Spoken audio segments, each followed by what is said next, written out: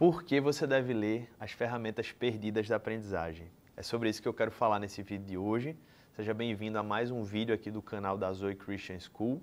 em mais um dos nossos quadros Conhecendo a Educação Clássica. Se você quer realmente conhecer mais sobre a educação clássica e ainda não leu As Ferramentas Perdidas de Aprendizagem, então você está perdendo tempo, tá? Esse artigo, eu sempre digo que foi escrito pela Dorothy Sayers, que eu vou falar um pouco dela daqui a pouco, mas falando logo do artigo, eu sempre digo que ele não é um compêndio exaustivo, né? Ele não vai exaurir a educação clássica, mas eu digo que ele é sempre o artigo essencial para quem está querendo entrar nessa temática, porque ele coloca fogo no coração de quem está inquieto com a educação moderna, alguém que está percebendo que as coisas como estão na educação não estão caminhando bem. Então eu acho que a Dorothy Sayers, que eu vou explicar sobre ela daqui a pouquinho, ela tem essa capacidade de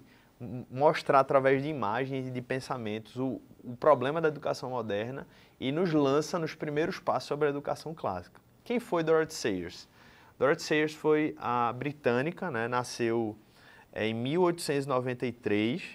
em Oxford, e ela foi uma escritora e romancista que conheceu muito da literatura clássica. Então, em toda a sua carreira acadêmica, onde ela também foi professora, ela estudou literatura muito na perspectiva clássica, então acabou estudando também a literatura medieval, e foi no meio desses estudos que ela acabou conhecendo sobre a educação clássica. E é basicamente essa a grande ênfase do seu artigo, As Ferramentas Perdidas da Aprendizagem. Eu vou citar aqui algumas frases que a Sayers traz nesse artigo,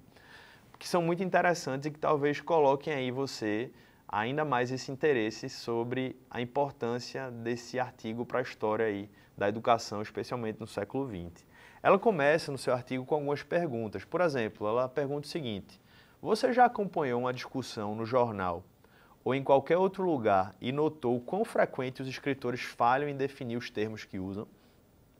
Ou o quão frequente, se alguém definir mesmo os seus termos, um outro assumirá na sua resposta que ele estava usando os termos no sentido exatamente oposto àquele no qual ele já os havia definido?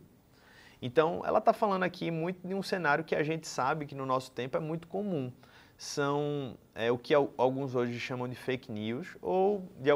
algum outro modo são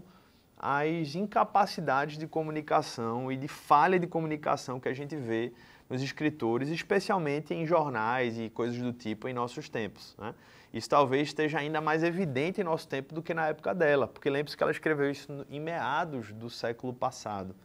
Ela continua perguntando: você percebe que jovens, ao deixarem a escola, não somente se esquecem muito do que aprenderam, mas também se esquecem ou traem-se por nunca haverem, na verdade, aprendido como lidar sozinhos com um assunto novo? Então, uma coisa que talvez você perceba na sua própria formação, essa realidade. Ela faz outra pergunta: você frequente depara-se com pessoas para quem, suas vidas todas, um assunto permanece sendo um assunto, separado de todos os demais assuntos,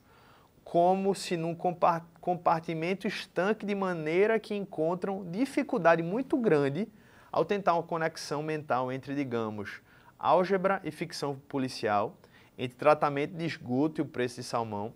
ou mais geralmente entre esferas tais do conhecimento como filosofia, economia ou química e arte? E aí ela conclui dizendo uma frase dela muito conhecida, uma citação muito conhecida, que diz o seguinte: o grande defeito da educação atual não é o fato de que, embora muitas vezes tenhamos sucesso no ensino de matéria aos nossos alunos, fracassamos miseravelmente a ensiná-los a pensar. Ela conclui dizendo: eles aprendem tudo, exceto a arte de pensar. Que é exatamente o objetivo que trilhava a formação nas artes liberais, ou seja, na educação clássica. O objetivo era que a cada dia de aprendizado, a cada mês, a cada ano de desenvolvimento, a pessoa, o aprendiz, desenvolvesse mais do que novos conhecimentos, que ele desenvolvesse a arte de pensar, para que a cada tijolo na construção do conhecimento,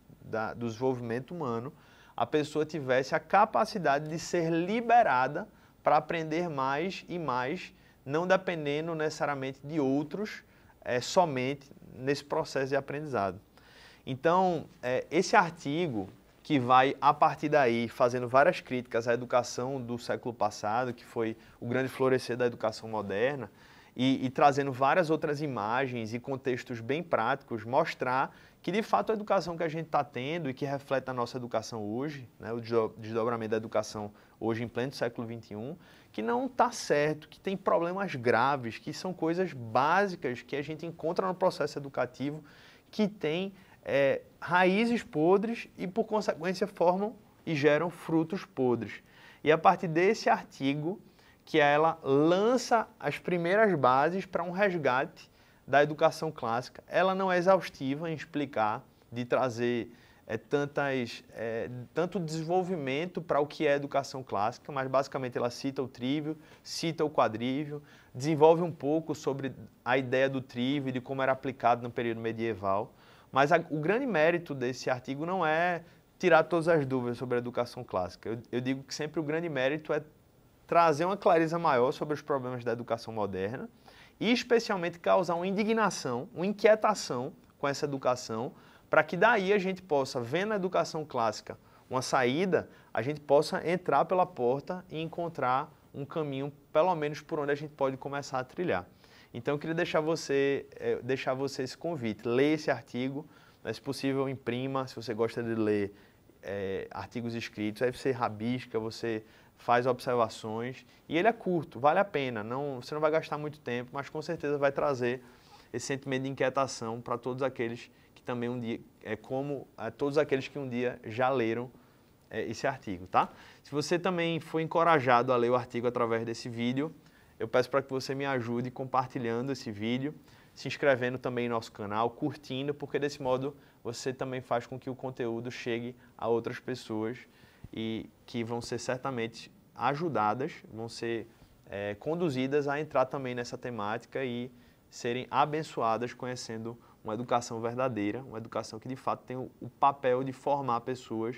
e não de deformar como tem acontecido em nossos tempos, tá? Deus te abençoe e até o nosso próximo vídeo.